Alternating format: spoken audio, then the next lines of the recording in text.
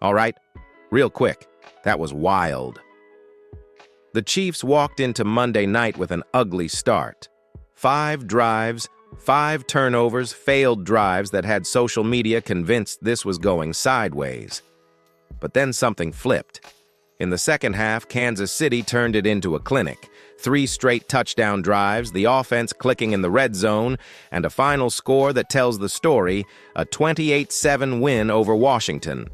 Patrick finished with 299 yards and 3 second-half touchdown passes, and the ICA offense looked like the machine we all expect when it's rolling. Here's how I want you to hear this. The first half was the alarm. Penalties, a couple of interceptions, sloppy field position.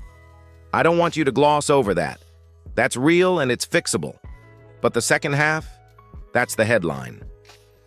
Mahomes extended plays, found Travis Kelce and Rashee Rice when it mattered, and Kareem Hunt finished in the red zone like a closer.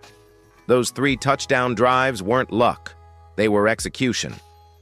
If you're a fan, that's the kind of offense that gives you confidence for the stretch run. Now don't sleep on the ugly parts. The offensive line had problems early.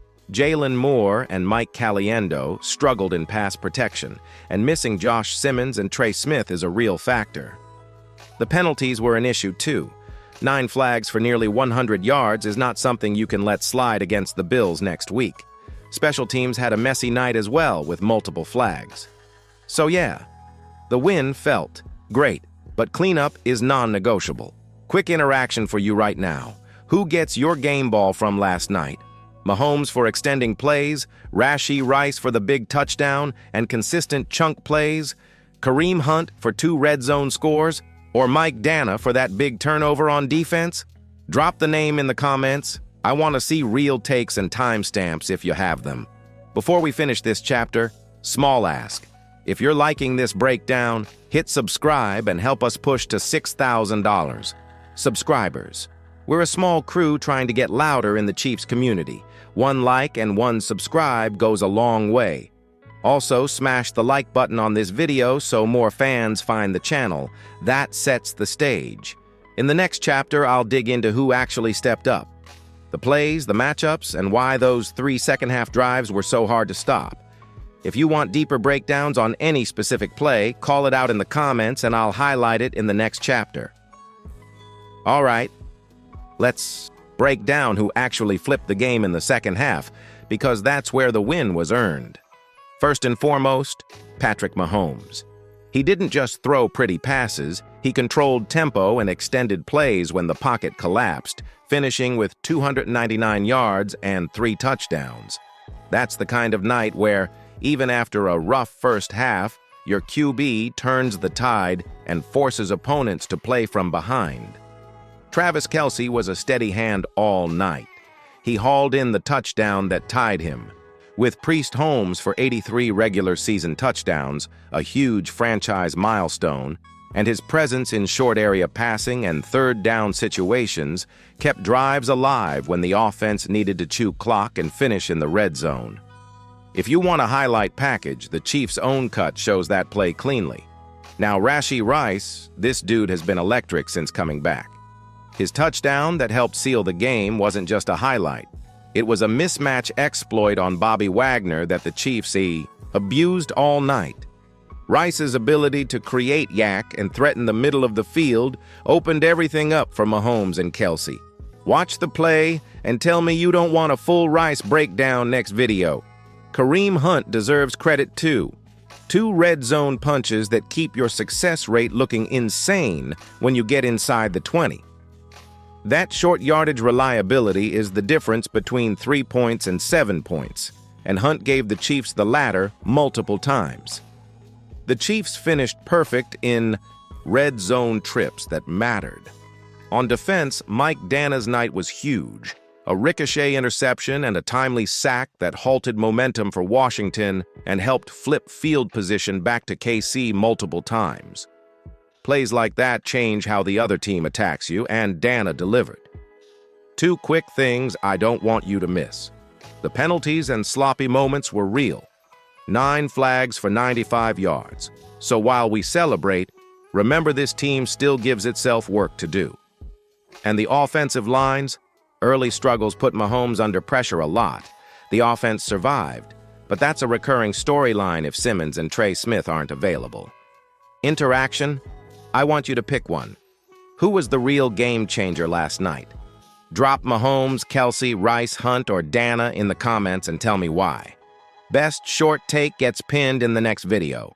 If you're enjoying this breakdown, don't forget to hit subscribe. Help us reach 6,000 subscribers so we can keep making deep dives like this. Ready? For the injury update and what the Chiefs do at RB and O-line next. All right, Chiefs Kingdom. Let's talk about the part nobody enjoys, but everyone needs to know. The injuries and what they mean moving forward. First up, Trey Smith. He left the game early with what looked like a leg issue, and even though it didn't seem catastrophic, it's something to monitor closely this week. Smith is a tone setter for that offensive line. Without him, you could see how the interior protection suffered, especially in the first half. Mahomes was moving off his spot more than usual, and the run game didn't find rhythm until late. If Smith misses time, expect Nick Allegretti or Mike Caliendo to step in. Both have seen spot duty, but neither brings Trey's physical dominance. Then, Josh Simmons. The rookie tackle had some shaky moments, but he also flashed in pass protection late. However, word is he's dealing with a minor shoulder tweak, not serious, but something that could limit him in practice. The Chiefs need him developing fast because Donovan Smith hasn't been 100%, and that left side can't afford more instability. The other area to watch, running back depth. With Isaiah Pacheco still not at 100%, the Chiefs leaned heavily on Kareem Hunt, and he delivered. But you can't run a 17-game season, plus playoffs, with that kind of imbalance. If Pacheco can't ramp up soon, don't be surprised if Brett Veach looks at the free agent market or practice squad elevation. Someone like Lamical Perrine or even a veteran street option could be in play. Defensively, the Chiefs came out mostly clean, though L'Jarius Sneed looked to be favoring his ankle at one point. He finished the game, but that's another one to track during the short week. Here's the good news. The bye week is coming soon. Kansas City will get a mini window to reset and heal before heading into a tougher midseason stretch, which includes the Bengals and Ravens. That timing couldn't be better. And Chiefs fans, be honest, doesn't it feel like this team always manages to survive these stretches? Injuries pile up, the national media starts doubting them, and then boom, Mahomes and Reed adjust, and suddenly they're back on top. So here's my question to you. What position worries you most right now? Offensive line, running back, or defensive depth? Drop your answer below. I want to see where Chiefs Kingdom stands after this win. If you're ready to talk about what this victory really means for the AFC, race, and how the Chiefs' upcoming schedule sets up. All right, let's get tactical for a minute because this is the real chess match the front office is playing, the defensive line and depth pieces. If you watched the game closely, you saw why adding the right interior help matters. Chris Jones was double-teamed all night, and, per the league's tracking, he logged 0 QB pressures on the night for the first time since that 2021 playoff game. That's not a knock on Jones. It's a snapshot that tells you the pass rush needs another reliable piece, so teams can't just game plan away number 95. That's exactly why the Pennell chatter was so loud, and why it's big news he's now back with the Chiefs. The team re-signed veteran defensive tackle Mike Pennell after the Bengals granted his release, and that signing adds a proven run stuffer with familiarity in the locker room. Pennell isn't a huge pass rush arrow, but he eats blocks, sets the edge, and raises the floor for the interior run defense, which the Chiefs have to shore up. They've been shaky versus the run at times.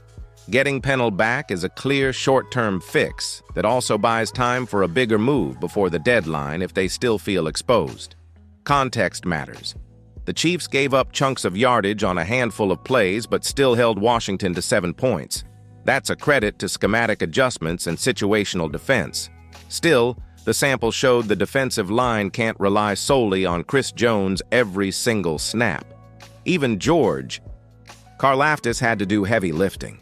The team generated pressures, but sustainable depth wins late-season battles.